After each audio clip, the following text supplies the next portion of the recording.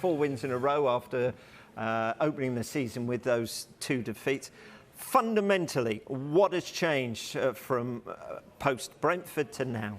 It's like chalk and cheese, isn't it? When you look at Manchester United in those opening 2 fixtures and the way the club was just in the media, the narrative around the place, the speculation about Ronaldo, the talk about the players and the lack of players that they're trying to get into the building during the transfer window, it looked like a rudderless ship.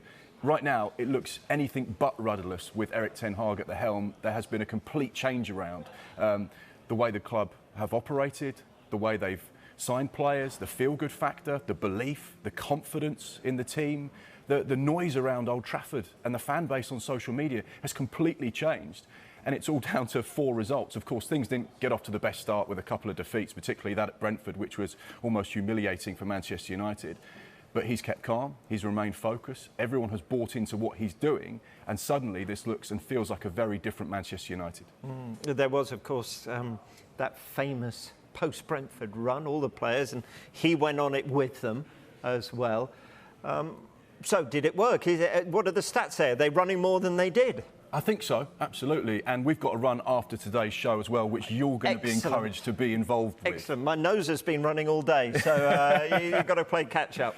Take a look at this. This is the running stats from the first 2 matches. You can see an average distance of 101.6 kilometres compared to 107.9. So what does that tell you, Rob? It tells you that the first 2 games compared to the last 4 matches, Manchester United's squad as a whole are running a greater average distance during games. Also, when you look below that, you can see the sprints. 121.5 sprints in the first 2 games as an average compared to 139.5. So quite simply, that says to you one thing. Manchester United are working hard, they're running harder, they're covering more distance, and they're making more sprints. So therefore, this man, taking that team out after the Brentford game to do extra running on the Sunday when it should have been a rest day, is basically suggesting that that has had a huge impact on the way they've performed since then, whether they were just taking their foot off the gas, relaxing, not giving everything they should do for Manchester United and the manager.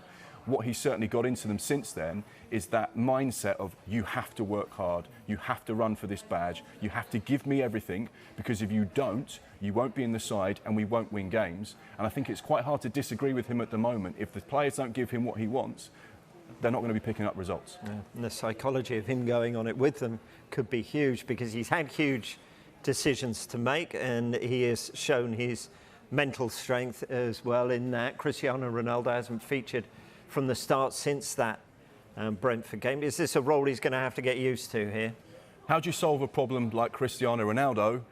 Don't play him, quite simply, and that's what Erik ten Hag has done at the moment. You talk about the new role that he perhaps is going to have to get used to, and that's scoring goals from the bench, which is something he hasn't done a great deal of in his career. Last season, 18 Premier League goals for Manchester United, 18 Premier League goals from 18 Premier League starts. But take a look at this, Rob. We know his figures are beyond extraordinary. He is one of the most magical players to ever play the game. His total career starts 848, goals 698. That gives you a goal per start of 0.82.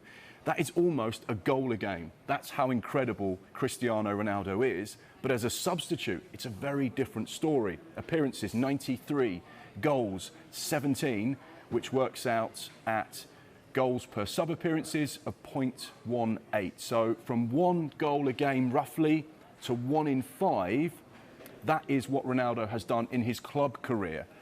Now, obviously, he's going to have to get used to this role. Dropped after the Brentford game and has been a substitute appearance maker in the Premier League ever since. Hasn't scored so far this season.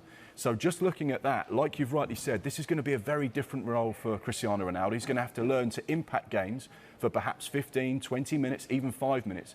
We know he's got the ability to get in the box. We know he can score goals for fun. Those statistics prove that. However, starting games and coming on as an impact substitute is something very different and something he's very rarely done in his career. And perhaps, like you say, the transfer window's closed. He knows he's at Manchester United.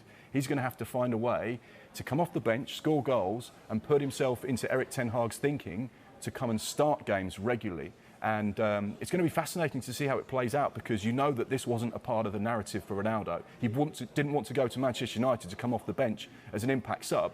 He wants to be the main man, score goals and lead the team. Right now, his role is going to be very different.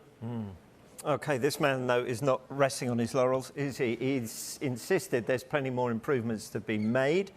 So what areas will he be looking at? I think he'll be looking to expand in every area. He'll want more clean sheets, which he's had recently, which is key. He's scored goals against Liverpool as well, so he's proved that the team can get forward. They've got extra options in attacking areas. They've got strength in depth. They've got options from the bench. But he'll want to keep the standards at the very highest. He'll want those running statistics to stay at the very least where they are or possibly improve. He'll want more sprints from the team. He'll want everything that Manchester United is about, and he'll want to get back to that DNA of playing exciting, expansive, attacking football, scoring goals. You know, it's the theatre of dreams. He'll want players to believe and buy into that, and he'll want the fans to remember the good times. And he'll want the players to buy into what he's trying to do with this new look Manchester United. So I think it's clear they're on the right path now after their poor start to the season, but there's still a long way to go. However, you get the feeling now, and crucially, there's a feel-good factor around Manchester United. There's a confidence around that side. And I think the players, perhaps now, even not in pre-season, are starting to buy into what this man's all about.